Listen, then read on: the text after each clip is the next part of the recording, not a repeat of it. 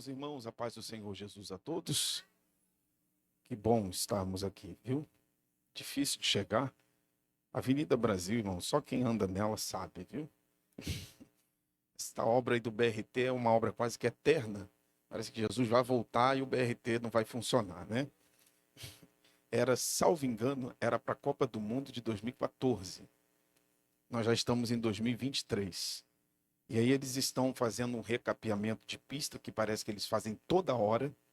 E aí eles interditam várias pistas e aí o trânsito fica daquele jeito complicado.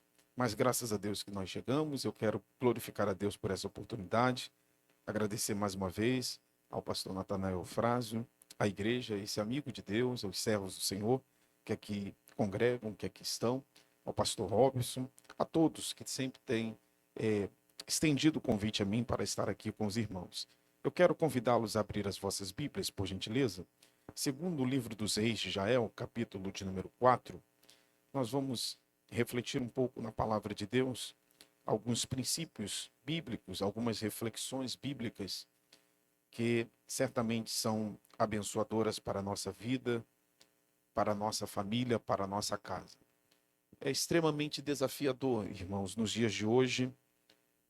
Na verdade, eu não diria nos dias de hoje. Eu lhes digo que o maior desafio do homem, e uso o homem para me referir ao ser humano, é viver a dois. É o maior desafio. É você viver com alguém que não é igual a você. É você viver com alguém que pensa diametralmente oposto de você em muitos aspectos. E mesmo assim você e eu lutarmos para vivermos ao lado dessa pessoa em razão não só do amor, mas também do juramento que nós fizemos diante do altar do Senhor. Mas nos dias de hoje, esse desafio se torna cada vez maior, mais complexo, tendo em vista, como já disse o pastor na sua oração, aos sofismas, às ideologias, aos diversos argumentos que são propostos pela sociedade, com o objetivo de desconstruir o modelo de família judaico-cristão. Então, tem sido mais difícil hoje a gente valorizar o casamento. Na sociedade, o casamento cada vez mais está em descrédito. O casamento não só nomogâmico, mas o casamento também heterossexual. Nós estamos vivendo um período de fragilização do matrimônio, estamos vivendo um período de deturpação do matrimônio. Hoje tem os chamados trisal, que é o casamento envolvendo... Casamento não, perdão. A relação envolvendo três pessoas, dois homens e uma mulher, duas mulheres e um homem. Estamos vivendo um ataque feroz, violento, quanto mais sem precedente aos nossos filhos, às crianças, aos adolescentes, aos jovens. O intuito do diabo é destruir tudo aquilo que Deus criou. E nós somos criaturas de Deus. Não só nós, mas a família é a instituição criada pelo Senhor. Então, o intuito do adversário da nossa alma é destruir a nossa família. E como bem disse o pastor Natanael em sua oração, o nosso desafio é estarmos atentos. Atentos àquilo que o diabo tem se utilizado para tentar destruir a nossa casa. E o que nós devemos fazer neste tempo para manuter a nossa vida, a nossa família, para que ela fique incólume diante dessa corrupção que graça cada vez mais o nosso tempo. A minha oração e a minha palavra é que Deus nos ajude. O nosso grande desafio não é só chegarmos ao céu, mas é manter a nossa família na direção do céu. Vamos ao texto das Escrituras, segundo livro dos Reis de Israel, capítulo de número 4. Vou ler apenas 3 versículos, versículo 8, 9 e 10. E após a leitura, eu peço aos irmãos que mantenham a Bíblia aberta. Nós vamos refletir em alguns versículos, certamente bem menos do que eu previa, para otimizar o tempo e não cansar os irmãos, fazer os irmãos saírem daqui mais tarde do que o de costume. Os que encontraram, por favor, digam achei. Diz assim a palavra do Senhor. E sucedeu também um dia que, indo Eliseu a Sunem, havia ali uma mulher rica, a qual o reteve a comer pão, e sucedeu que todas as vezes que passava ali, se dirigia a comer pão.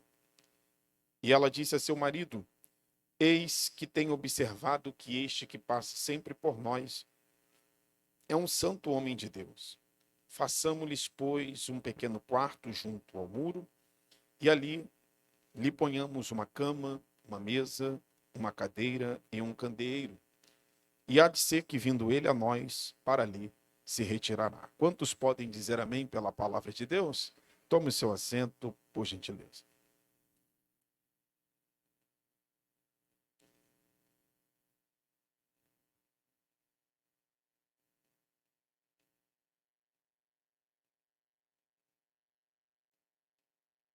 Meus amados e queridos irmãos, nós bem sabemos que o segundo livro dos Reis de Israel tem como enfoque, obviamente, apresentar o relato, as narrativas que envolvem os reis de Israel, obviamente.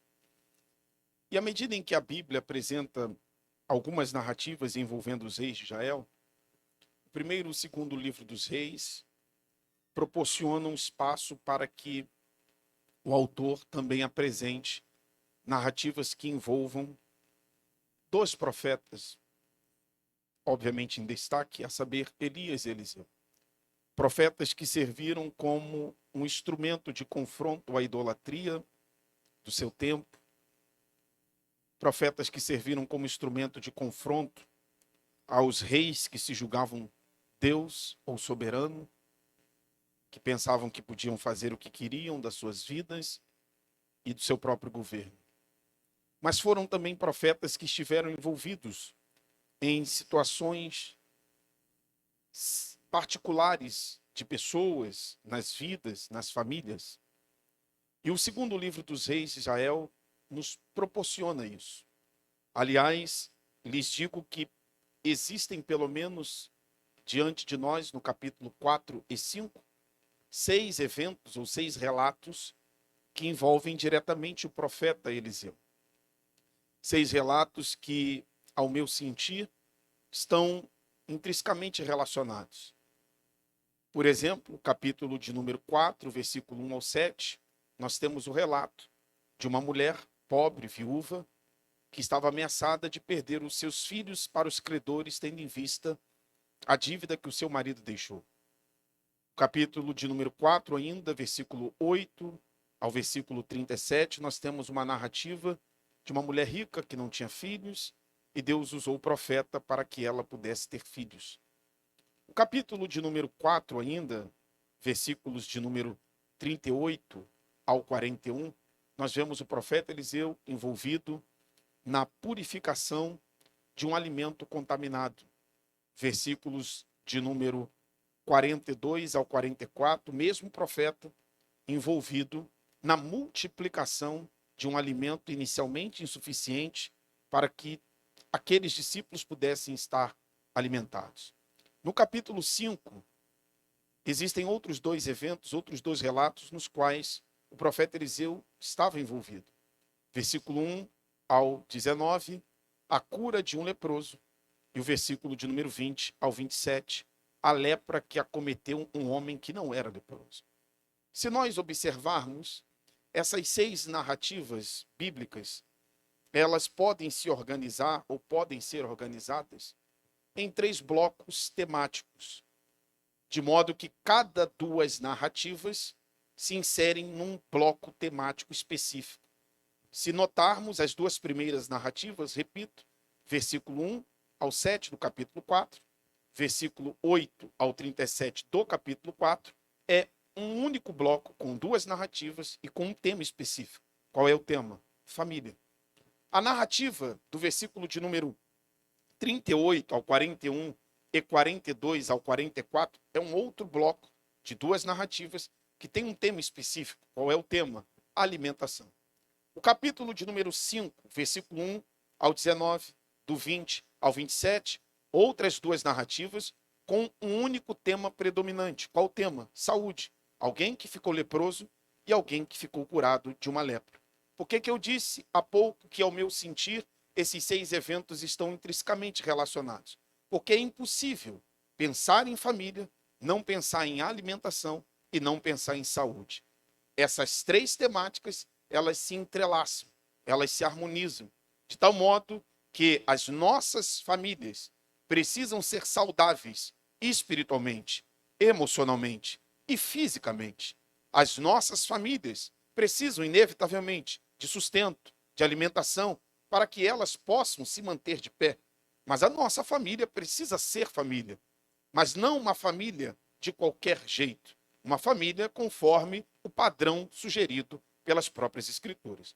Tomemos, portanto, o primeiro bloco. Não vou me ater ao segundo nem ao terceiro, me aterei apenas ao primeiro bloco e, inicialmente, a essas duas narrativas e depois apenas na segunda narrativa. Porque, inicialmente, nessas duas narrativas, ou seja, da mulher pobre e da mulher rica? Porque, a bem da verdade, quando a gente observa cada uma das duas narrativas que compõem cada um dos três blocos, na verdade, são narrativas em comum que possuem contraste. Se observarmos a narrativa que tem como tema saúde, nós veremos algo em comum. Duas pessoas que estavam envolvidas em um caso de cura ou de doença que Deus usou o profeta Eliseu para tratar desse tema. No outro caso, a gente percebe um mesmo tema, alimentação. E um grupo com uma alimentação contaminada, um outro grupo com alimentação insuficiente, e Deus usou Eliseu. São duas narrativas que têm em comum, mas também têm antagonismos ou contrastes entre si. Estas duas primeiras narrativas, de igual modo, nós observamos um único tema, família, tem alguns aspectos em comum, mas também possuem contrastes. Observem, consideremos que a primeira narrativa, versículo 1 ao 7, para tornar a nossa reflexão, não é uma pregação de pentecostal, entendo que é mais uma reflexão, denominemos essa primeira narrativa de família 1. E a segunda narrativa, do versículo 8 ao versículo de número 37, de família 2. Notem que a família 1, ela era construída por uma mulher viúva. A família 2 era construída por uma mulher casada. A família 1 era construída, melhor dizendo, era uma família pobre. A família 2, ela era uma família rica. A família 1 era uma família endividada. A família 2 era uma família endinheirada. A família 1 era uma mulher com 2 filhos. A família 2 era uma mulher com um marido que não tinha filhos. A família 1, a mulher estava ameaçada de perder os seus filhos, mas não perdeu os seus filhos. A família de número 2 não teve nenhuma ameaça de perder o filho, mas acabou perdendo inicialmente o filho. A família de número 1 buscou a Deus para não perder os seus filhos. A família de número 2 também buscou a Deus para não perder o seu filho. A família de número 1 viveu um milagre da parte de Deus. E a família de número 2 também viveu um milagre da parte de Deus. O que isso nos ensina, e aqui eu começo já a extrair reflexões do texto bíblico e lições práticas para a nossa vida.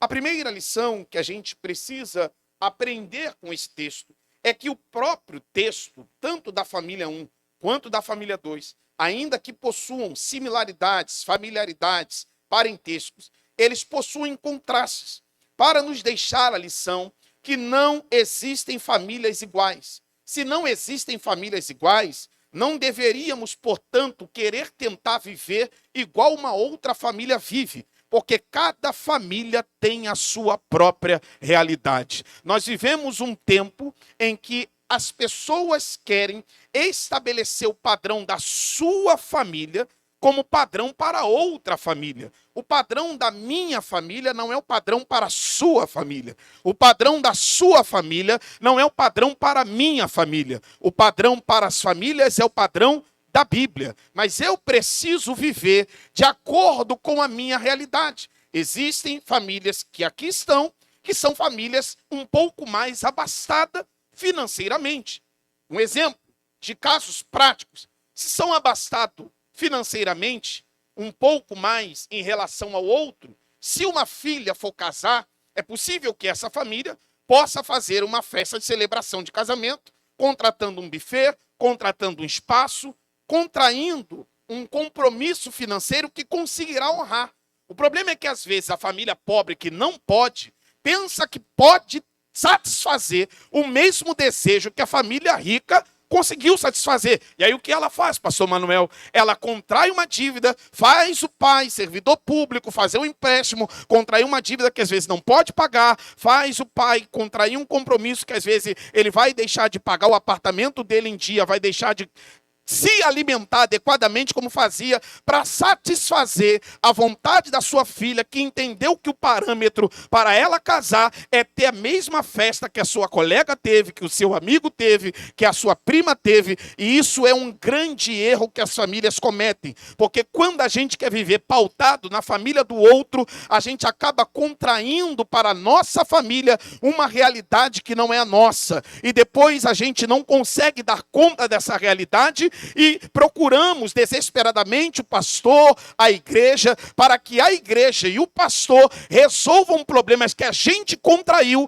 e contraímos porque queríamos viver uma realidade que não é a nossa. Então eu preciso nessa noite, pela palavra, permita-me usar esse termo, lhe dar um choque de realidade para fazer você entender que você deve viver de acordo com a realidade da sua família. Se a sua família está vivendo o tempo de só comer frango, coma frango, você não vai voar. O que não dá é para você querer continuar indo para a churrascaria, gastando dinheiro, passando no cartão de crédito e depois ficando todo enrolado e dizendo que o diabo se levantou para destruir a tua vida financeira, para fazer campanha, nada disso. Você precisa viver de acordo com a tua realidade. Eu digo na minha casa, eles bebem 1 litro de leite por dia. Eu digo a eles, se eu não tivesse dinheiro para comprar 1 litro de leite por dia, vocês teriam que se virar com meio litro de leite por dia, ou teriam que se virar com 6 caixas de leite no mês, porque pessoas que são pobres, que vivem de Bolsa Família, como eles vivem? Sobrevivem, uns pela graça de Deus,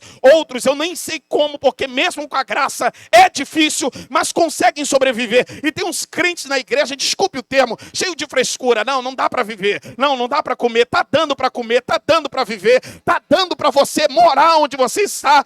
Então aceite essa tua realidade, aceite esse teu momento e para de querer viver na ilusão.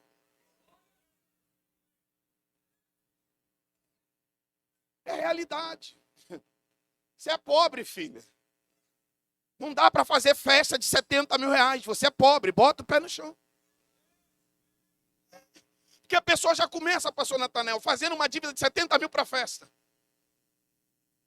Aí começa um casado, pagando aluguel, pagando luz, pagando água, pagando condomínio. Eu não vou nem te lembrar do mercado.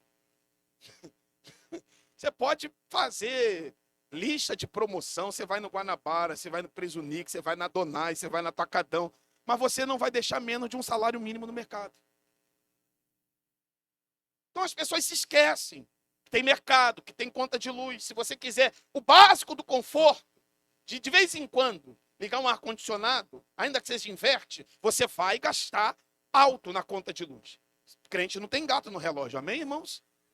Então, você vai...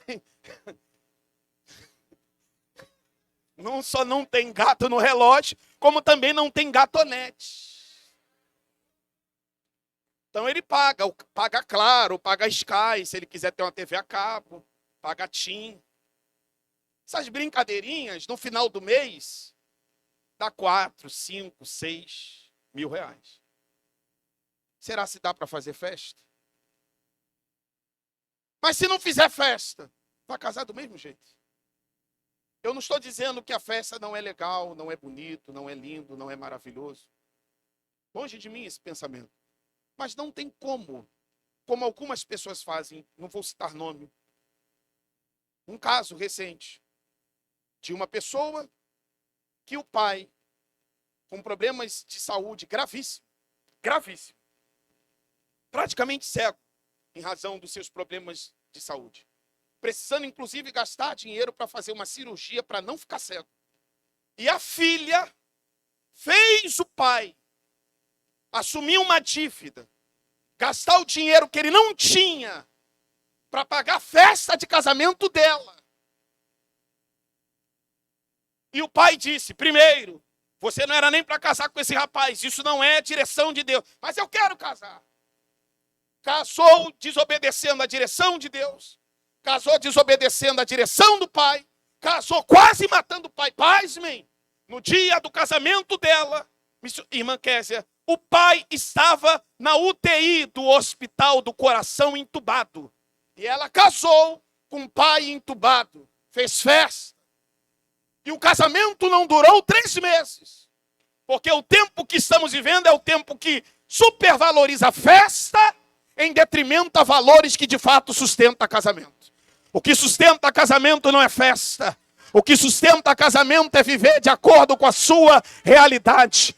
Deus vai guardar a sua casa, Deus vai guardar a sua família. Eu tenho uma palavra para quem é pai, eu tenho uma palavra para quem é mãe. Coloca o seu filho dentro da realidade que você pode. Se você não pode comprar o Velotrol, ele anda a pé. Se você não pode comprar o videogame, ele não joga. Se você não pode comprar roupa nova, ele vai andar com a mesma roupa. Você andou e não morreu e hoje está aí concursada, concursado, bem empregado. Essa geração de jovens e adolescentes recém-casados da qual eu faço parte é cheio de não me toque. Não, se meu filho não tiver, não vai. Se meu filho não tiver roupa nova, não tem como levar. No nosso tempo, a gente colocava água com óleo, tacava na canela e esse era o nosso hidratante. No nosso tempo, o sabonete não era da Avon, era aquele sabonete, ou melhor, aquele sabão de lavar roupa azul, quadradão, que não dava nem para segurar na mão. No nosso tempo, a escova do cabelo não era no cabeleireiro, era aquele ferro quente que esquentava no fogo e esticava o cabelo e a casa era tomada de fumaça e não era de glória, ela é dos ferros quentes mesmo. E hoje a gente é cheio de história, cheio de coisa. Ah, não vou porque não fiz a manutenção da minha irmã. Passa acetona e vem sem pintar. Tá de bobeira. Não deu para ir na manicure, não deu. Ah, não deu para ir no salão, não deu. Eu não estou aqui fazendo apologia ao não cuidado. Vocês estão entendendo? É que as pessoas não querem aceitar a sua realidade. Bota no cartão, mas tem que pagar.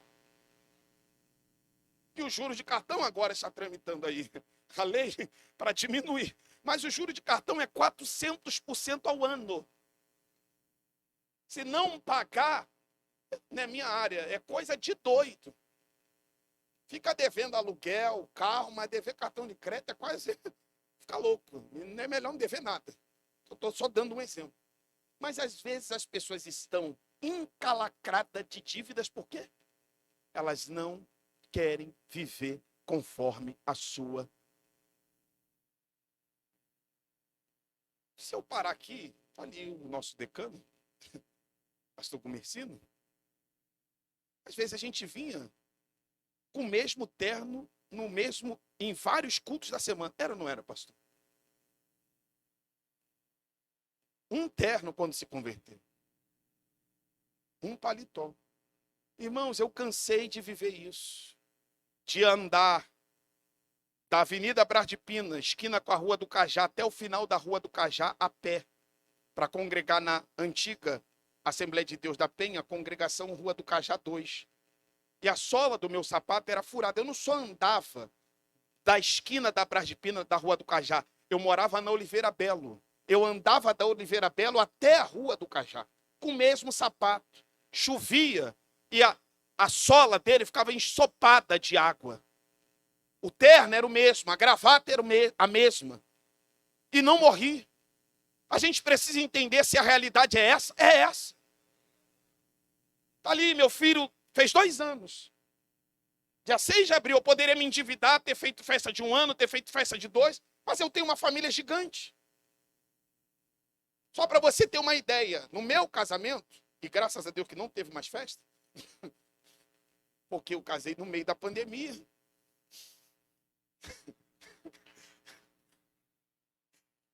Moção, eu vou te dar esse testemunho agora. A gente não ia fazer festa.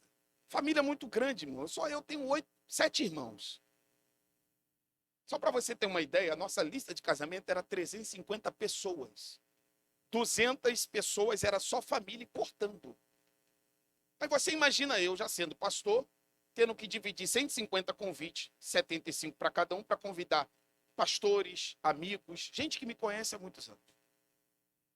Isso era algo que me fazia mal. Eu dizia, meu Deus do céu, e teve muito incentivo da minha parte, vamos fazer. E depois eu despertei o desejo, né, na Adriana, de fazer festa. Então eu já tinha feito quase que tudo. E o buffet, O local tinha que estar totalmente quitado até 20 dias antes da festa, que seria dia 24 de abril de 2020. E eu já estava com meu sogro, coitado do meu sogro, eu e meu sogro rachamos essa brincadeira. E eu já estava com a minha parte em março. Lá por volta do dia 12 de março, eu já estava com o valor todo para pagar. E a Adriana dizia, paga logo. Daqui a pouco tua empresa vai precisar desse dinheiro e tu vai aplicar esse dinheiro na empresa. Falei, fica tranquila. É até o dia 4 de abril, eu vou pagar até o dia 4 de abril. Irmão, veio a pandemia. No dia 17 ou 18 de março de 2020, fechou tudo. E aí começamos a pensar numa nova data. Não tinha mais data no local em 2020. E aí poderia ser uma data em 2021. Falei, eu já sou crente, já sou pastor. Pastor não tem nem namorada, nem noivo. Pastor tem esposa. O negócio de ficar namorando muito tempo não dá certo. Você tem que estar muito no azeite. E mesmo assim, não vem claramente. Vou até ficar para cá um pouquinho, pastor, que os jovens estão para cá. Não tem esse negócio, meu filho, de beijar na boca e não ter desejo. Se você não tem desejo pela mulher que você ama, você pode procurar um terapeuta que você está com algum problema. Não é pecado ter desejo.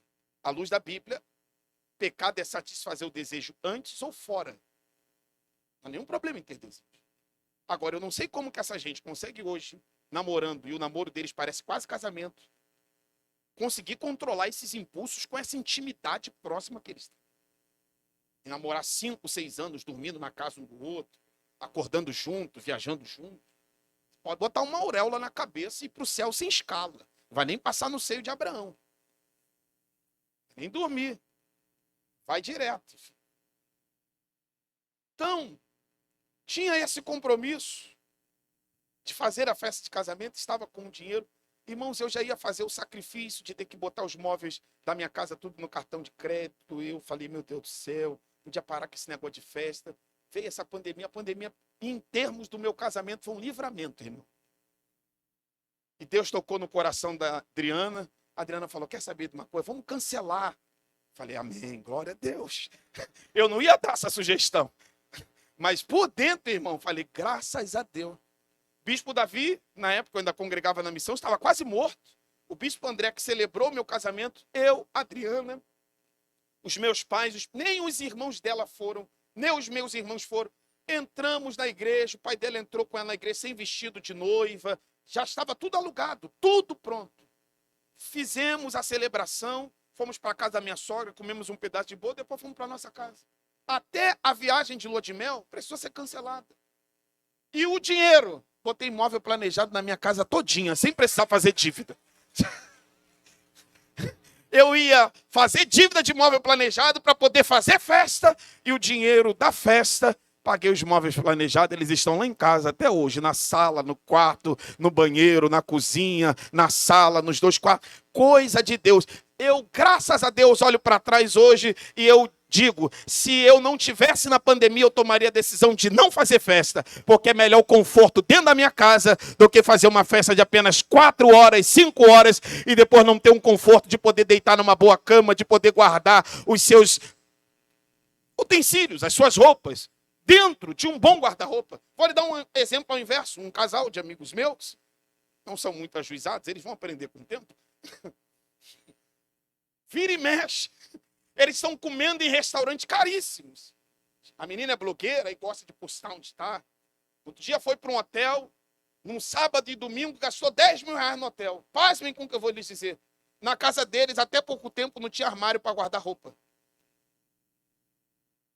Até hoje, se a gente for, óbvio que eu não vou citar o nome, são meus amigos, mas sim, só para vocês terem uma ideia do tempo que estamos vivendo.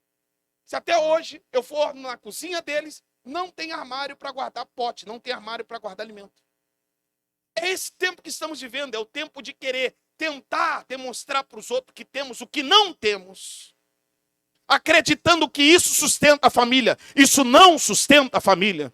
Eu preciso lhe relembrar nessa noite, colchão, do melhor que seja, a cama maior que seja. A televisão pode fazer curva, sem curva, 4K, 5K, 10K.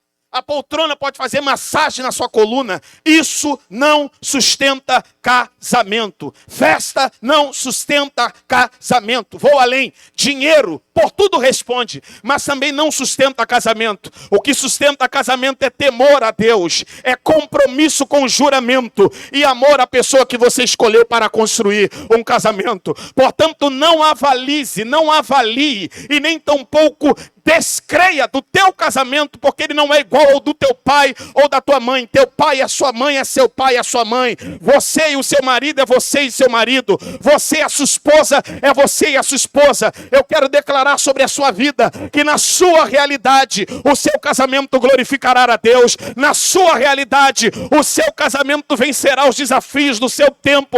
Na sua realidade a sua família irá conseguir romper com esses ditames proposto pelo tempo que vivemos, mas você irá florescer pela palavra de Deus e o nome do Senhor será exaltado na sua casa. Quantos podem glorificar ao Senhor por essa verdade da palavra? Agora, ainda nessas minhas palavras, considerando as duas famílias, é que ambas as famílias buscaram a Deus para a solução dos seus dilemas. A mulher pobre, e aí eu estou me referindo ao profeta como um agente de Deus na terra, buscou a Deus por meio do profeta para vencer os seus dilemas. A mulher rica, quando perdeu o seu filho, também buscou a Deus por meio do profeta para vencer os seus dilemas. Para nos ensinar, irmãos, que existem dilemas nas famílias que serão transformados a partir do momento que os seus membros trilharem o caminho de buscarem ao Senhor. Prestem atenção no que eu vou lhes dizer. Eu não tenho nada contra a ciência, pelo contrário. Eu sou um incentivador da ciência. Nós que somos estudiosos, irmãos, seria um contrassenso, um contraponto a gente desincentivar a ciência. Só que nós estamos vivendo um tempo em que as pessoas querem fundamentar o sucesso do seu casamento na ciência. Um exemplo. Ontem esteve aqui, eu conheço bem, a irmã Renata Weber, o irmão Jeter. A irmã Renata é uma psicóloga. É importante a gente ouvir a palavra de um psicólogo, se houver necessidade de buscar uma terapia, fazer um tratamento. Mas escutem-me, nós ainda pautamos o nosso casamento na Bíblia. Existem problemas que você vai buscar a terapia, mas a terapia não vai resolver esse problema. Porque existem dilemas, pastor Natanael, que a gente precisa sim da terapia, mas eles só conseguem ser resolvidos buscando a face do Senhor. Se você quer viver uma nova estação dentro do seu casamento, não tem como dar errado. Se nós priorizarmos buscar a Deus, não haverá espaço para o adversário encontrar reduto no seio da nossa família. Quando Deus for prioridade na nossa casa outra vez, a nossa família viverá experiências que a gente nunca viveu. Sabe por que nós hoje precisamos mais de terapia? Porque estamos buscando menos a Deus. Sabe por que hoje a gente precisa procurar mais os psicólogos, e eu não sou contra procurá-los, é porque a gente busca menos a Deus. Existem mulheres aqui antigas que passaram por dilemas maiores do que os seus, maiores do que os meus na família, e nenhuma dessas mulheres passaram por psicólogo. Elas sempre procuraram um círculo de oração, elas sempre foram buscar em Deus a solução para os seus problemas. Se precisar da terapia, vá. Se precisar do psicólogo, vá. Se precisar de um acompanhamento, vá. Mas continue acreditando que Deus é poderoso para fazer aquilo que psicólogo não faz, aquilo que o remédio não faz, aquilo que a terapia não faz, o Espírito Santo ainda faz. Ele convence o homem da justiça, do pecado, do juízo. Ele ainda liberta uma filha do lesbianismo. Ele ainda liberta um filho da homossexualidade. Ele ainda tira o marido do alcoolismo. Ele ainda tira um filho da prostituição. Ele ainda liberta um filho das drogas. Ele ainda restaura uma família em contenda e transforma um lar dissipado pela contenda em um lar de paz, em um lar de amor, em um lar de harmonia.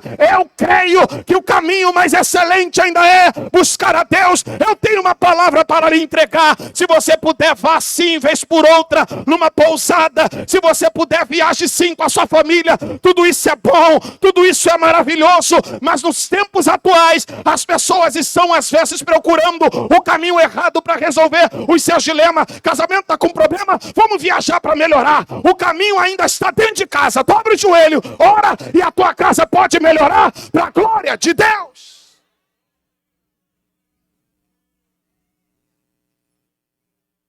Que às vezes a gente acha que um retiro de casal, a igreja é uma igreja inteligente, vai resolver todos os problemas com 2 palestras. Não, é o dia a dia. É uma vida construída de busca a Deus. Quanto mais a gente busca a Deus, mais a gente terá paciência para lidar com o outro. Quanto menos a gente busca a Deus, mais irritadiço facilmente a gente fica.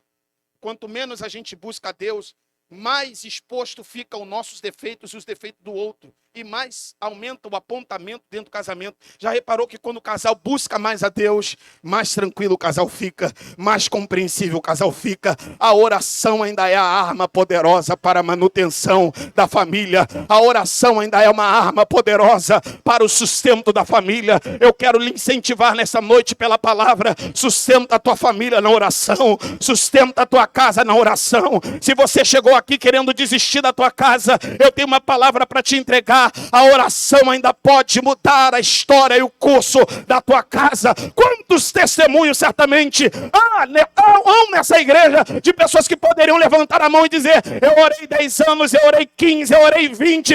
Eu me lembro de Isaac, que orou 25 anos pela sua mulher que não podia gerar, e Deus fez ela ter filho. Comumente a mulher que ora pelo marido, mas o marido também pode orar pela sua mulher e ela mudar para a glória de Deus. Não desista, meu irmão, da sua casa. Não desista, minha irmã, da sua casa. Não desista, meu irmão, da sua esposa. Não desista, minha irmã, do seu marido. A oração ainda faz aquilo que ninguém faz.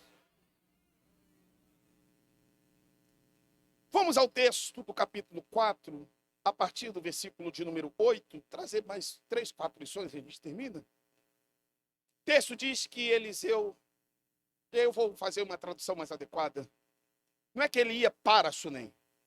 Eliseu passava por Sunem. E isso fica um pouco mais claro quando a gente observa os versículos posteriores, que ele estava no Carmelo, orando. Ele estava, na verdade, fazendo o mesmo trajeto que o seu predecessor, Elias, fazia, que era ir ao Carmelo buscar a Deus. E da onde ele estava, que ao que tudo indica era Gilgal, pois o versículo de número 38 diz: e voltando Eliseu a Gilgal. Então, saindo de Gilgal para o Carmelo, o caminho inevitável era passar por Sunem. Então, a ideia do versículo de número 8 não é que Eliseu ia para Sunem, e sim que Eliseu passava por Sunem. E sempre que ele passava por ali, a mulher rica observava Eliseu. E se a gente não tiver cuidado, a gente tem a ideia de que primeiro ela colocou Eliseu dentro de casa para depois ter convicção que ele era um homem de Deus. A bem da verdade, ela observou aquele que sempre passava por ali. E ao observar ele sempre passando por ali, ela constatou: este é um santo homem de Deus. Percebendo que ele era um santo homem de Deus, o que ela fez? Convidou o homem de Deus para estar na sua casa, a comer pão dentro da sua casa com a sua família. E todas as vezes que por ali ele passava, ele então se dirigia ali para comer pão. Eu disse que é mais uma reflexão do que uma pregação de cunho mais evangelístico, de cunho mais profético, e sim uma reflexão de princípios indispensáveis para a saúde da nossa casa. Antes dessa mulher colocar Eliseu dentro da sua casa, ela observou e ela discerniu.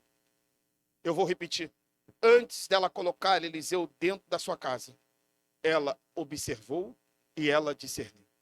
Qual foi o discernimento dela? Dizendo ao marido: este que sempre passa por nós é um santo homem de Deus. Aí sim, ela abriu a porta da sua casa e permitiu Eliseu sentar na mesa da casa dele. Porque mesa é lugar de comunhão, para comer pão com ela, com o marido e com a sua casa. A pergunta que não quer calar: em tempos trabalhosos como esses que estamos vivendo, extrema corrupção, de homens com aparência de piedade, mas que na verdade negam a eficácia dela, será que nós estamos observando e discernindo as pessoas que permitimos fazer parte do convívio da nossa casa, sentar na mesa da nossa casa? E aqui eu não estou pregando contra a hospitalidade, devemos ser bons hospitaleiros. Aqui eu estou falando sobre o cuidado que a gente deve ter num tempo de extrema corrupção, com pessoas que têm acesso à nossa casa, e aqui um alerta com todo carinho, candura, aos pais de crianças. A pedofilia, que na verdade é uma doença, o termo jurídico é estupro de vulnerável, chegou entre nós, lamentavelmente. São inúmeros os casos, alguns abafados, outros que vêm à tona, de pessoas dentro da igreja sofrendo violência sexual. E normalmente, a violência sexual contra as crianças é cometida por pessoas que têm acesso à nossa. Eu quero não amedrontar você e nem deixar você paranoico, nem paranoica que é mãe, mas que você sempre esteja de olho. Meu filho tem 2 anos. Seja qualquer pessoa, pastor Robson, meu respeito, não tinha visto o senhor aí. Qualquer pessoa que pegar o meu filho no colo, seja homem ou mulher, mas sobretudo homem, eu ficarei um pouco mais atento. Se você tiver uma filha menina, se alguém, por mais próximo que seja, pegar sua filha e levar para fora dos seus olhos, fique atento. Porque é uma doença. E a pessoa doente, ela não mede nenhum tipo de esforço para praticar o mal que ela nem sequer, às vezes, tem consciência que é uma doença.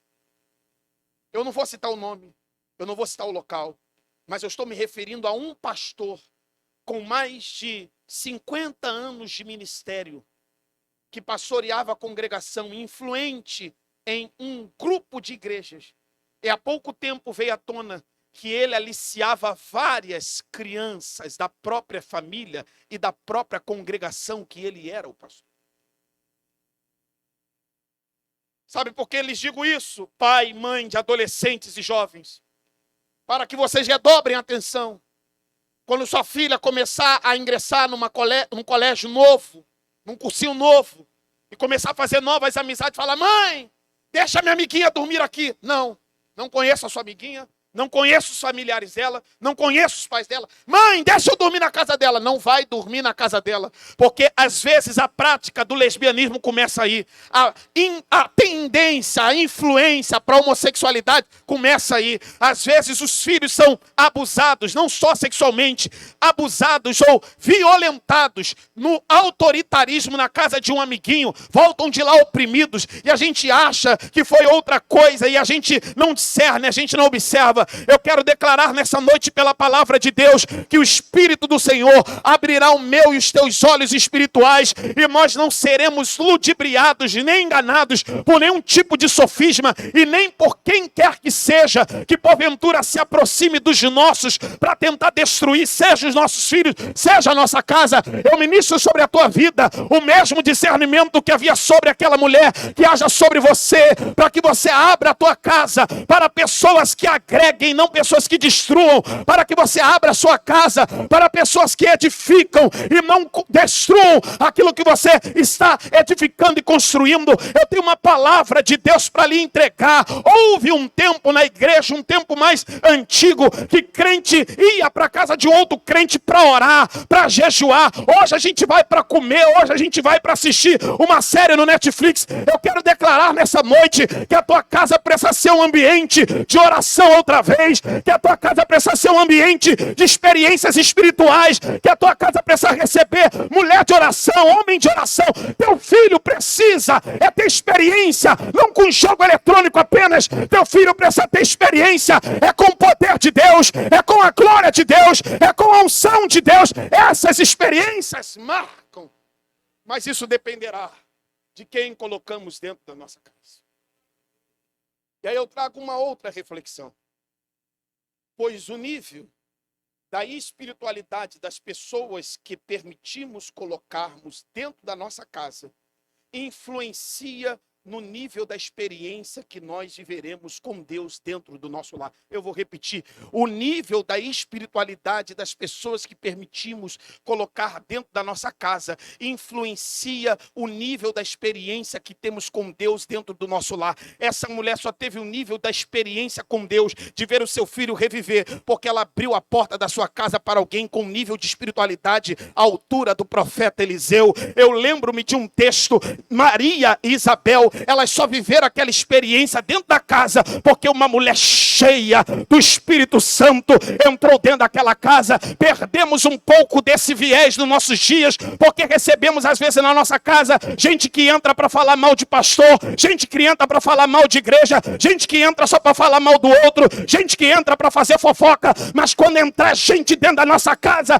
que entra já dizendo como faziam os antigos, Pai seja nessa casa. Um crente não entrava na casa de outro crente sem antes não começar a orar. Um crente não saía da casa de outro crente sem despedir-se daquela casa com oração. Hoje a gente entra, a gente sai, come, bebe, dorme, acorda, conversa, dialoga e sai sem orar. Mas quando tiver oração, e às vezes sem nenhuma pretensão, é a oração de agradecer por termos vindo aqui. E aí Deus toma a boca de alguém, profecia. E aí Deus dá o discernimento para alguém naquela oração, que a casa está vivendo um problema terrível. E aí Deus vai e trata na alma, pega o coração daquela mulher depressiva, alegra a alma dela. São essas experiências que nós precisamos voltar a viver dentro do nosso lar. Eu declaro nessa noite pela palavra, a tua casa será um lugar de bênção, a tua casa será um lugar de experiências com Deus.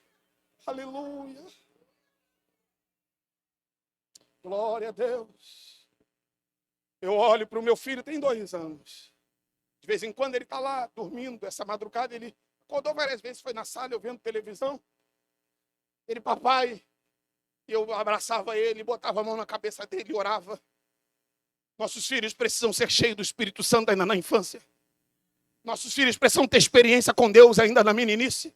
É isso que vai marcar a vida deles, irmãos, para que quando eles chegarem na adolescência, eles vão saber que melhor é servir a Deus do que ser satisfeito com qualquer outro prazer do mundo. Qual é o primeiro presente que a gente dá para os nossos filhos? Às vezes é um jogo eletrônico, às vezes a gente fica preocupado em dar tanto brinquedo, tanta pirotecnia para os nossos filhos, mas às vezes a gente não leva os nossos filhos para o ciclo de oração, às vezes a gente não ensina os nossos filhos a jejuar, às vezes a gente não ensina os nossos filhos a lerem a Bíblia. Meu filho mesmo com 2 anos, eu não estou aqui querendo me envaidecer, ele mesmo com 2 anos, ele diz, Bíblia, papai. Eu digo, senta para ler a Bíblia, e ele abre a Bíblia e ele vai passando na imagem dele, na linguagem dele, e ele já reconhece Jesus, ele diz de Noé, ele diz a arca, e ele pega a guitarra dele, toca, pega a bateria dele, toca, e pega o microfone dele, canta. É isso que a gente precisa influenciar os nossos filhos, até experiência com Deus. Foi assim, pastor Natanael com seu filho, e hoje ele é o que? Um baterista na casa do Senhor. Não vai perder, vale a pena investir, não vai perder, vale a pena você consagrar a tua casa e dar aos teus filhos experiências. Agora vejam que esta mulher, observando quem era Eliseu, ela disse ao marido, versículo de número 10, façamos-lhes, pois, um pequeno quarto junto ao muro.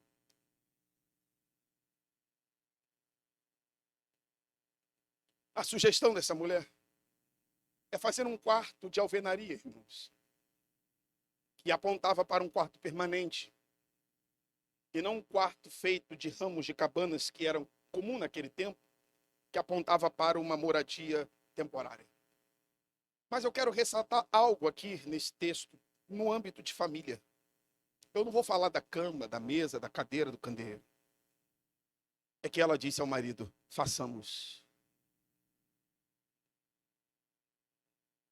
Façamos. Esta mulher está dialogando com seu marido e sugerindo a ele realizar um projeto de construção de um lugar permanente para eles. Implicitamente, esta mulher demonstra que reconhecia a autoridade do seu marido como chefe do lar. Ela é quem discerniu. Ela foi quem observou.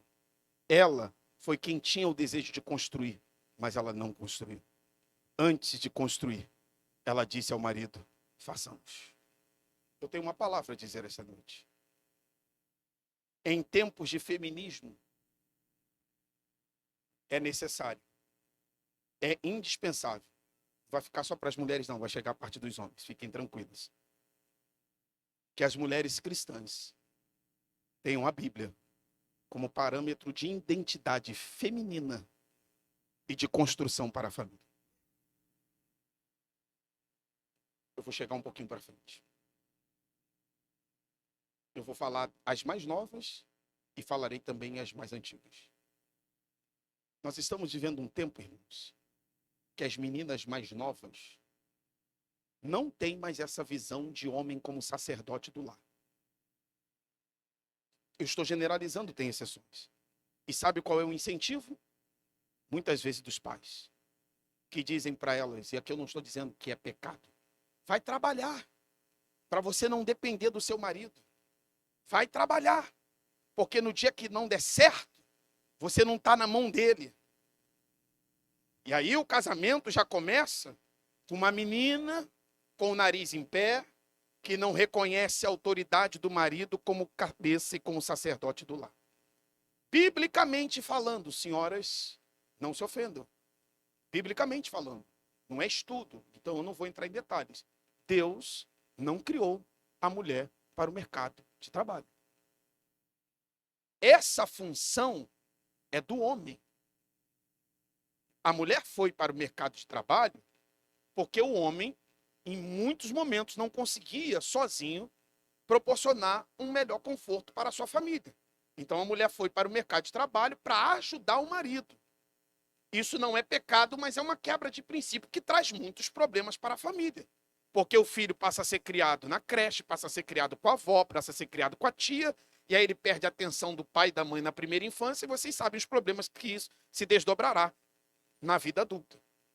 Agora veja, algumas dessas mulheres passaram a ganhar, e não há nenhum problema, passaram a ganhar mais do que o homem. O problema não é ganhar mais do que o homem. O problema é utilizar o fato da sua renda ser maior para mandar no homem e mandar na casa. E tem homens que se sentem oprimidos e até criam disputa com a sua esposa, porque ela ganha mais, ele ganha menos, e aí ele entra nesse laço de querer rivalizar com a sua esposa para ver se consegue um emprego que ganhe mais para poder mandar nela, e ela tenta ver o emprego que ganha mais para poder mandar nele. Isto não é padrão da Bíblia. Biblicamente falando, o homem como cabeça é o sacerdote. É o homem, e aí eu vou trazer a ideia do texto grego, é o homem montado no cavalo, conduzindo a direção do cavalo, e a mulher confiando na direção dele em sua garupa. Não é o homem líder, sacerdote, cabeça, que pisa no pescoço da esposa, como teve alguém, não vou citar o nome, mas isso foi público, e houve até um pedido de perdão dos nossos irmãos, mas houve alguém que disse que o homem como cabeça, se ele mandar a mulher se rastejar, a mulher tem que se rastejar. Uma pessoa que tem um pensamento desse não está bem da cabeça, não está bem teologicamente, não está bem emocionalmente. Biblicamente falando, o homem como cabeça não é um homem melhor do que a mulher. Não é um homem acima da mulher, é um homem que conduz a liderança do seu lar, é o homem que é responsável por proteger, resguardar a sua casa, é o homem que desliga a televisão, desliga a internet, vamos dobrar os joelhos e vamos orar, é o homem que desliga este computador e vai dormir, não é o homem que vai dormir primeiro e diz para a mulher, resolva isso aí com as crianças, resolva isso aí com os meninos. Não, meu irmão, você é o sacerdote da sua casa, você é o sacerdote do seu lar. E como eu sei que eu não vou concluir a minha mensagem, eu já vou antecipando algo aqui que ficaria para os jovens. Alerta o teu filho solteiro e faça dele homem. Não faça desse menino um bibelô. Tem um monte de jovem na igreja que é frouxo, que é devagar, que dorme, que não sabe o que quer da vida. As meninas estão reclamando, pastor, tem pouco homem na igreja. Não é só numericamente, não. Elas estão querendo dizer o seguinte, pastor, os homens que têm, eles não sabem o que querem da vida, não estão decididos. As meninas com 22 anos, no terceiro período de engenharia, no quarto período de direito, a outra está no quinto período de arquitetura, e o menino com 22 anos, não, pastor, estou orando, eu estou apostando no Betis, não, pastor, eu estou vendo que vai, pelo amor de Deus.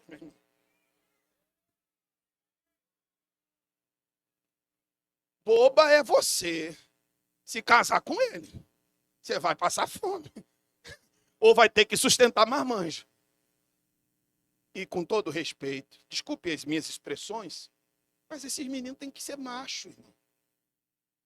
Não sou nordestino, não. Nordestino é que fala assim, macho, homem. É chegar e falar para o seu futuro genro, eu amo a sua filha. E farei o possível para cuidar dela e honrar ela. Agora a menina querem beijar na boca e casar. Não, ainda não é hora. Não, ainda não é dia. Não, ainda não é tempo. Em contrapartida, o pai banca o Uber,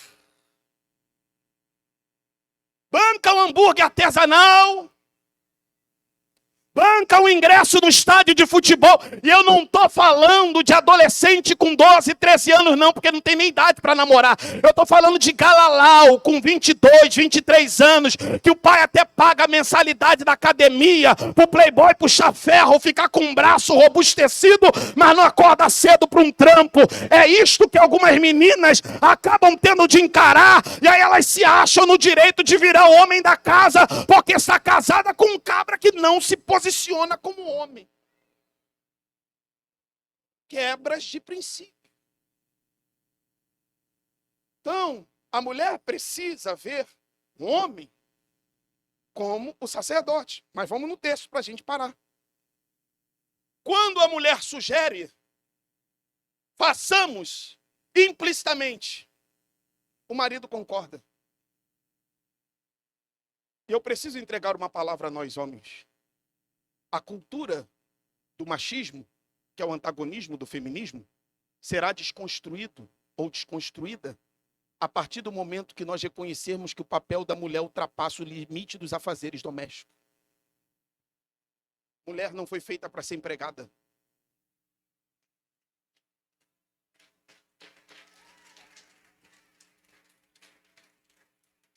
Essa mulher está dando uma sugestão ao marido, e o marido está ouvindo a sugestão dela e concordando, vamos construir. Porque tem homem que não permite sua mulher falar, não permite sugestão. Irmãos, vou te falar aqui bem baixinho, só para nós homens.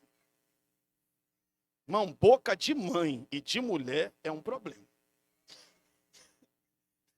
Quando a mulher e a mãe diz, isso não vai dar certo.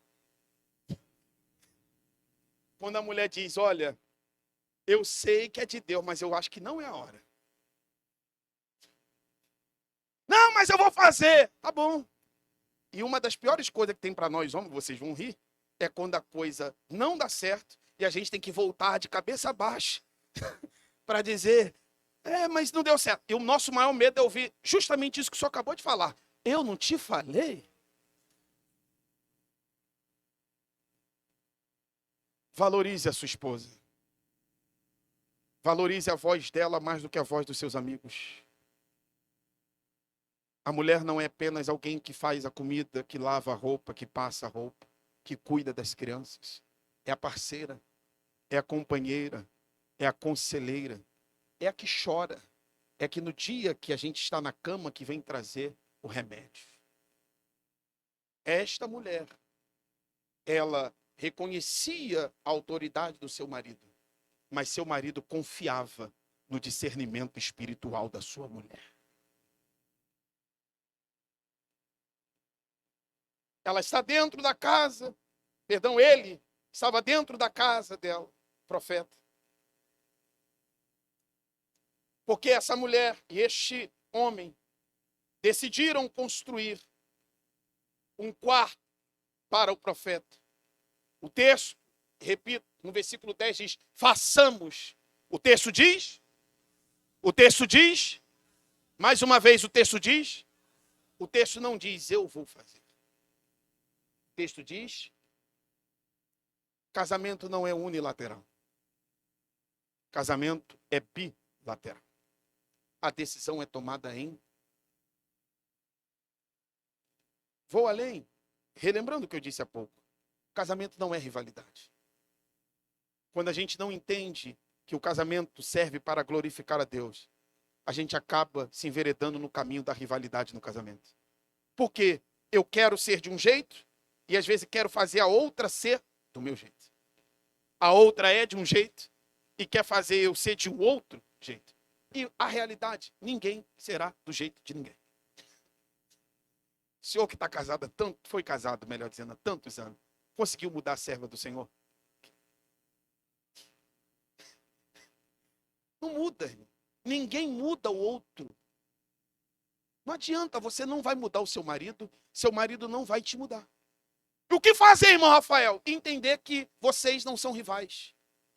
E entender que vocês são amigos, parceiros, e que as diferenças e os diferentes não podem fazer das suas distinções razões para se digladiarem, mas devem usar essas diferenças para glorificar a Deus no matrimônio. O matrimônio, permita-me essa ideia, que talvez alguns não vão concordar. Alguém pensa que o matrimônio tem como função principal fazer o outro feliz. É ou não é verdade? Alguém diz, o casamento é para fazer o outro feliz. Se eu não sou feliz, eu prefiro não ficar casada. Se eu não sou feliz, prefiro não ficar casado. O problema de não ser feliz no casamento já começa pelo conceito equivocado do que é casamento. Casamento não é para, primeiro, eu fazer o outro feliz e nem o outro me fazer feliz.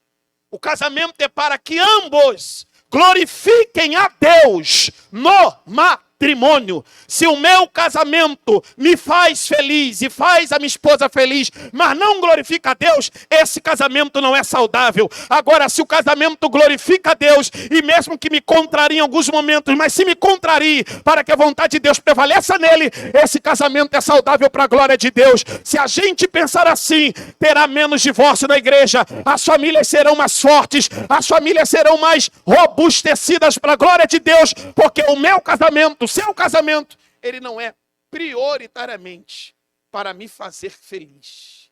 Ele é para glorificar a Deus. Porque se for para fazer feliz, uma rápida reflexão, um minuto, a gente vai viver em pé de guerra o tempo todo. Quantas coisas que te deixam insatisfeito ou insatisfeita no casamento? Entrou com um sapato no porcelanato. Tem algumas irmãs que quase passam mal. Deixou a toalha molhada em cima da cama. Tem umas quase infarto. Pegou o prato. Eu sou um desses. Eu, de vez em quando, faço as coisas sem fazer tudo, viu? Graças a Deus. Mas pego o prato, ao invés de botar na pia, eu boto na bancada de mármore que tem. Aí a irmã Adriana diz, está com algum defeito na mão que tu não pode botar o prato dentro da pia? Então, se você brigar por casamento é você, às vezes, irmão, desculpe o termo, fazer vista grossa, porque se você brigar por essas coisas, desgasta. Você vai vivendo infeliz. E aí o que você tem que fazer? Eu quero é glorificar a Deus no meu casamento. Ela está falando do prato, amém. Depois eu tiro. Ele está falando da toalha. Porque se você for brigar por tudo, discutir por tudo, você não vai ter sossego. Você não vai ter paz. Você não vai ter harmonia. Você tem que ter capacidade de deixar as coisas fluírem para a glória de Deus. Tem gente que acaba com o casamento por conta de um prato. Tem gente que acaba com o casamento por conta de um ventilador. Não porque está frio, não porque está calor, não porque está calor, não porque está frio, não porque eu queria amarelo, não porque eu queria vermelho. Não, irmão, pelo amor de Deus, o casamento é mais do que uma colcha que cobre uma cama. O casamento é mais do que um cardápio da noite. Não porque eu não gosto de peixe, você fez peixe. Eu não gosto de estrogonofe e você fez estrogonofe. Irmão, vai dormir com fome, come pão. O que não dá para você perder o sossego do teu casamento por conta de um jantar. Um jantar. O casamento é para 50 anos, para 60, para a vida toda. E às vezes ele acaba. Está aqui, irmão, um pastor de igreja. Quantas pessoas que hoje acabaram com o casamento e quando começou o problema? Por causa de um jantar. Aí discutiram, aí um aumentou a voz, o outro aumentou a voz, debateram, daqui a pouco se degladiaram. Mas quando começou? Um jantar. A rivalidade que eu disse. Eu termino. Eu disse que eu não iria terminar a mensagem. Dizendo o seguinte, irmãos. Depois que aquela mulher construiu o quarto, talvez duas coisas mais apenas. Depois que aquela mulher construiu o quarto, Está escrito no texto. Prestem atenção, por favor. É algo muito sério que eu vou dizer aqui. Muito sério. Eliseu disse a Geazi: chama esta mulher. Ela tem necessidade de alguma coisa? Não. A princípio não, mas Geazi, eu não sei quem disse. E eu não sei se ele era amigo da família. Mas como que ele sabia que aquela mulher não podia ter filho porque o marido dela era estéril? Ele consegue expor uma intimidade. Ele diz, ela não tem filhos. E não tem filhos porque o marido dela é velho. Em outras palavras, o marido dela é estéril. Chama ela. 2 vezes o texto cita isso. E as 2 vezes que Eliseu chama, as 2 vezes o texto diz, e pôs ela à porta do quarto que ela construiu para Eliseu. Ela não entrou no quarto de Eliseu. A única vez, textualmente falando, que aquela mulher entra no quarto é quando o filho dela morre, e Eliseu não estava lá, e ela entrou e colocou o filho no quarto para ir atrás do profeta. Mas enquanto o profeta estava dentro do quarto, ela não passava do limite da porta. Mesmo ela tendo construído o quarto para o profeta, ela não se utilizou da bondade que ela proporcionou ao profeta para fazer o profeta refém da bondade que ela proporcionou a ele. Porque tem gente que ajuda a nossa família, mas se utiliza da ajuda que deu a nossa família, achando que tem um direito de ultrapassar limites que nós não permitimos. Isso aqui é aplicável em várias áreas. Inclusive a pai, mãe, sogra e sogro. Inclusive a cunhada, cunhado, tio e tia. Não é porque você é parente que você tem o direito de ultrapassar limites que você não tem autoridade para adentrar. Na minha casa, eu respeito como funciona na sua. Na minha. Nenhum amigo, parente, que entra na minha casa, entra no meu quarto. Ama minha sogra, meu sogro, meus amigos, como se fossem pais para mim. São extremamente ajudadores. Mas não dou a eles liberdade de mandar no meu filho. Não dou a eles liberdade de mandar no meu casamento. Porque tem pai e mãe que quer controlar casamento de filha. Tem pai e mãe que quer controlar casamento de filho. Respeite os limites. Respeite a porta. Não é porque você ajuda seu filho, sua filha, financeiramente, que eles estão passando por um momento difícil, que você tem que determinar onde eles vão morar, o que eles vão comprar, o que não vão comprar, o que vão comer, o que não vão comer. Vou além, ela não adentrou a porta porque ela era do sexo oposto. E aqui é uma outra aplicabilidade. Cuidado com o limite com o sexo oposto. O homem casado não tem intimidade com a mulher que não seja sua. Mulher casada não tem intimidade com um homem que não seja o seu. Elogie a sua mulher, irmão. Eu estava num jantar, num churrasco, sexta-feira, com minha esposa, um casal de pastores. E esse casal de pastores estava dizendo um constrangimento que ele passou, que ele estava numa igreja, junto com a esposa dele, numa igreja que ele é pastor. Chegou um cantor que disse literalmente para ele, eu vou dizer o que esse pastor amigo meu me disse. Ele disse para ele, no púlpito, e fez na esposa dele. Sua esposa é uma preta linda. Pegou o rosto dela e deu um beijo no rosto dela.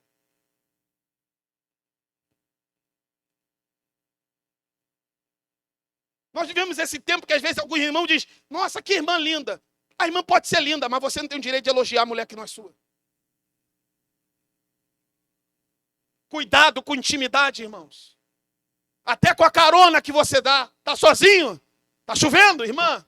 Chama o Uber, até pago o Uber para a senhora. Mas eu vou evitar qualquer tipo de comentário. A irmã não vai comigo, não. Não, mas não, eu pego a senhora lá, eu levo, eu trago. Vai comigo. Não, o metrô está muito cheio. Eu pego uma que também trabalho no centro. Vamos almoçar junto. É assim que começa o adultério. É ultrapassando limites que não poderiam ser ultrapassados. Fico observando, sou professor, alunas. Um dia uma aluna desavisadíssima. querendo tirar dúvida 1h da manhã.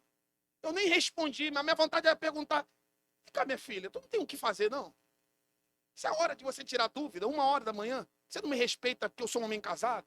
Convém mandar mensagem para o homem. Assim como foi uma aluna, tem mulheres que querem convidar um pregador que mandam mensagem 1h da manhã. Na igreja que eu sou membro, a minha pastora tem idade, a esposa do meu pastor tem idade de ser minha mãe. Raramente ela me manda mensagem quando precisa me pedir alguma coisa. Às vezes, quando ela precisa, ela pede para o filho dela me mandar a mensagem para poder transmitir a mensagem. Para manter uma certa distância, não é medo, mas é manter uma certa distância. Agora a gente vê intimidade demais, é um aperto daqui, é um aperto dali, e almoça daqui, e brinca dali, e brinca dali, e brinca de cá. Isso normalmente não dá certo. Coloca limite. Meu irmão, coloca limite. Minha irmã, coloca limite. Se você é casado, você precisa ter limites. Se você é casada, precisa ter limites. Se também for solteira, precisa ter limite. Limite com a roupa que veste. Mulher casada não se veste indecentemente. Mulher casada não fica tentando outro homem com um vestir indecente. Se componha. Homem casado também. Tem uns irmãos por aí que anda tão arrochado que dá vontade de perguntar: tá cantando sertanejo, meu filho? Respeite as irmãs. Coloca uma roupa mais decente, uma coisa mais solta.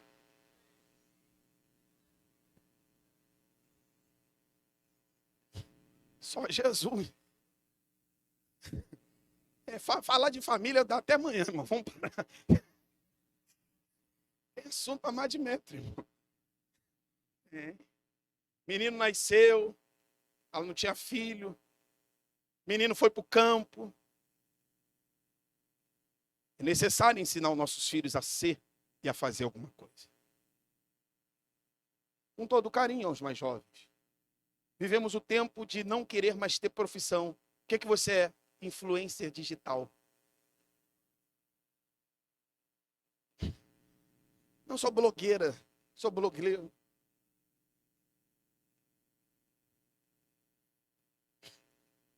Não lava uma peça de sunga que veste, não lava um prato. Ensina seu filho, minha irmã. Ensina seu filho, meu irmão. Sabe por quê? O casamento vai exigir isso dele. Semana retrasada, minha esposa sempre vai para a região dos lagos. E nem sempre eu posso ir porque eu tenho compromisso. E eu não perturbo minha mulher com nada. Não deixou arroz pronto, não deixou feijão. Graças a Deus, porque minha mãe me ensinou. Salvo engano, terça ou quarta-feira, elas vão de novo. Ficam lá 5, 6 dias. Eu, se tiver que fazer o arroz, eu faço. Se tiver que fazer o feijão, eu faço. Se tiver que fazer a carne, eu faço. Se tiver que fazer qualquer coisa, eu faço. E aí eu não estou me envaidecendo, não. O que eu estou dizendo é que se você ensinar o seu filho a ser autônomo, ele vai ser um bom marido lá na frente, não vai ficar perturbando a mulher dele. Porque tem uns homens velhos. Aí a esposa chega cansada. E aí, bem, jantou? Não, jantei não.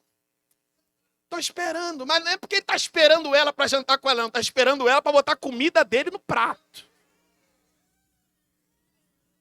Ele não sabe botar. Aí tem o Pedrinho de 22 anos. Aí a mãe sai de manhã, vai trabalhar. Pedrinho acorda 11 horas, 11. Aí 12h30, a mamãe manda mensagem: e aí, Pedrinho, pegou a comida? Mãe, tá onde? A mamãe já deixou no micro-ondas, filho. Só apertar 2 minutos que fica quente. Ah, minha irmã. Fica de pé, meu irmão. Só Jesus.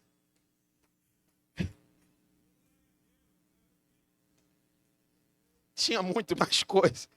Mesmo se eu tivesse chegado no horário, não dá para falar tudo. Os tempos são difíceis, irmãos. Mas Deus pode nos ajudar. Deus vai ajudar você a criar o seu filho. Deus vai ajudar você a lidar com a sua esposa. Assim como a sunamita soube lidar com o marido dela. Dia que o filho dela morreu, o marido dela perguntou: onde tu vais? Ela disse: vou buscar o homem de Deus. E já volto. Ele disse: não é lua nova, não é dia de festa. Por que tu vais consultar a Deus por meio do homem de Deus hoje? E ela disse: vai tudo bem. Não, ela não está mentindo para o marido. Ela não está querendo ocultar a verdade para o marido, até porque não dá para ocultar. mas ela sabia da estrutura emocional e espiritual que o marido tinha. Se ela falasse para o marido, o menino morreu, o marido dizia, vamos embora sepultar. Dedilhe aí, meu irmão, por favor. Escutem bem o que eu vou lhe dizer. Se você quer viver em paz no seu casamento, aqui está a estratégia. Conheça a estrutura emocional e espiritual da pessoa com quem você está casado. Porque isso vai fazer com que você fale na hora certa e na medida certa. Exemplo prático. Um marido mais impulsivo como eu, mais sanguíneo. Se minha esposa chega no momento que eu já estou mais agitado e diz que um irmão na igreja que sabe que ela é minha esposa falou uma graça para ela, talvez a minha reação não será a mais pacífica possível. Então, quando a mulher conhece o seu marido, ela sabe a hora certa de falar, o momento certo de falar. E cá para nós, ninguém casa enganado. Abigail sabia quem era Nabal. Quando ela foi ao encontro de Davi, ela disse, meu senhor, não tenhas por mal o que o meu marido Nabal te fez. Porque como louco é o nome dele, louco ele é.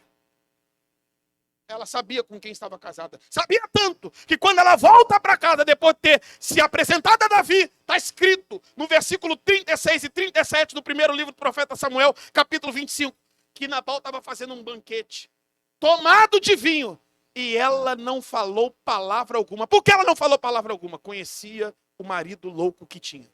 Se ela falasse, provavelmente ele ficaria mais possesso do que era. Quando o dia amanheceu, está escrito no versículo 37, ela deu a entender a Nabal as palavras que ela tinha para falar.